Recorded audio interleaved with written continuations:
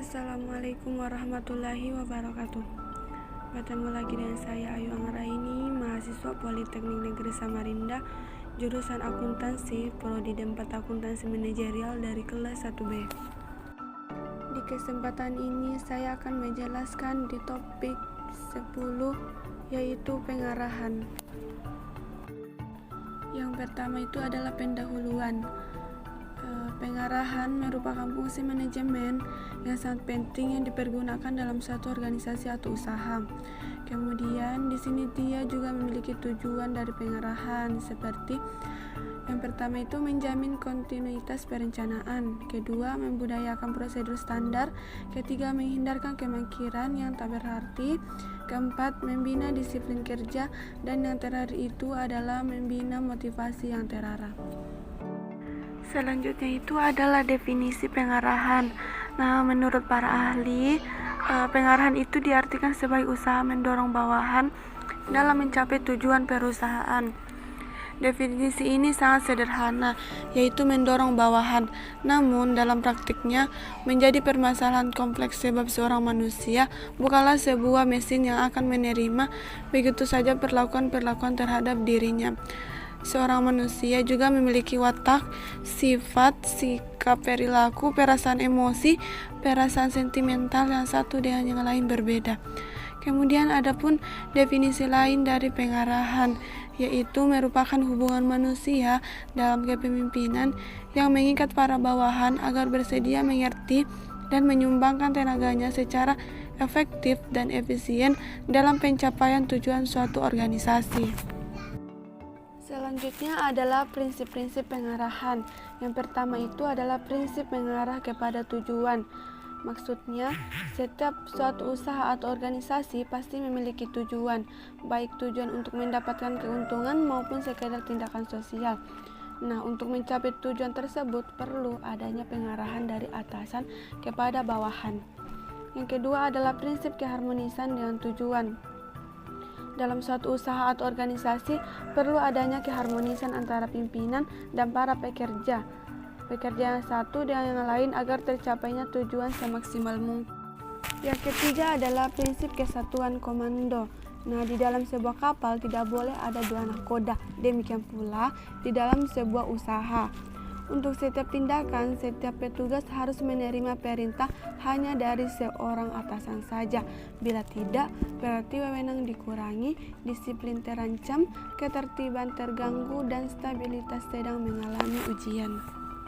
Yang keempat itu adalah prinsip pembagian kerja. Dalam suatu usaha, bila usaha berkembang, maka bertambah pula bidang-bidang yang harus ditangani. Maka pembagian kerja di antara semua orang yang bekerja sama dalam suatu usaha tersebut menjadi sangat penting. Yang kelima adalah prinsip wewenang dan tanggung jawab. Setiap orang yang telah diserai tugas dalam suatu bidang pekerjaan tertentu dan sendirinya memiliki wewenang untuk membantu dan memperlancar tugas-tugas yang menjadi tanggung jawabnya. Selanjutnya adalah nomor 6, prinsip tertib dan disiplin. Dalam sebuah usaha yang dilakukan dengan tertib dan disiplin akan dapat meningkatkan kualitas kerja, dan meningkatkan kualitas kerja akan pula menaikkan mutu hasil kerja sebuah usaha. Dan yang terakhir itu adalah prinsip semangat kesatuan. Dalam sebuah usaha itu bersama setiap orang harus memiliki jiwa kesatuan, merasa senasib, sepenanggungan, dan yang paling atas sampai yang paling bawah. Sebab dengan adanya semangat kesatuan yang teguh, maka setiap orang akan bekerja dengan senang dan memudahkan timbulnya inisiatif dan prakarsa untuk memajukan usaha. Selanjutnya saya akan membahas cara-cara pengarahan. Nah, biasanya pada umumnya pimpinan menginginkan pengarahan kepada bawahan dengan maksud agar mereka bersedia untuk bekerja sebaik mungkin dan diharapkan juga tidak menyimpang dari prinsip-prinsip di atas.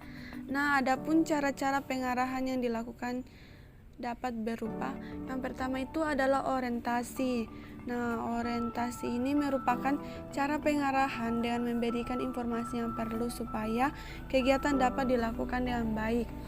Yang kedua adalah perintah. Nah, perintah di sini maksudnya adalah perintah dari pimpinan kepada orang yang berada di bawahnya untuk melakukan atau menanggulangi suatu kegiatan tertentu.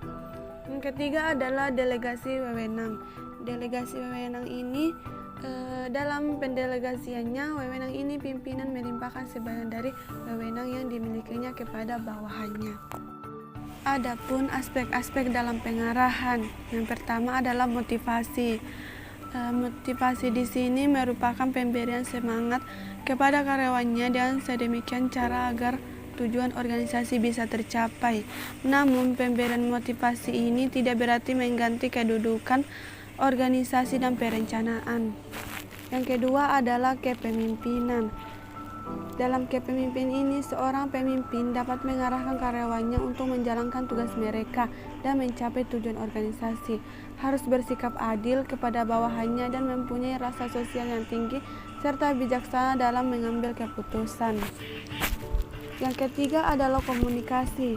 Komunikasi di sini merupakan hal yang sangat penting di dalam pengarahan.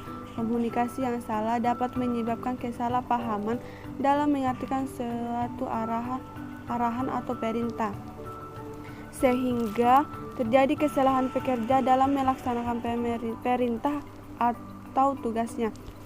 Oleh karena itu, para pemimpin atau manajer harus memiliki keterampilan dan dalam berkomunikasi agar perintah yang diarahkan dapat dimengerti oleh para pekerja. Selanjutnya adalah komunikasi yang efektif. Nah, dalam satu komunikasi yang efektif harus memenuhi kriteria sebagai berikut.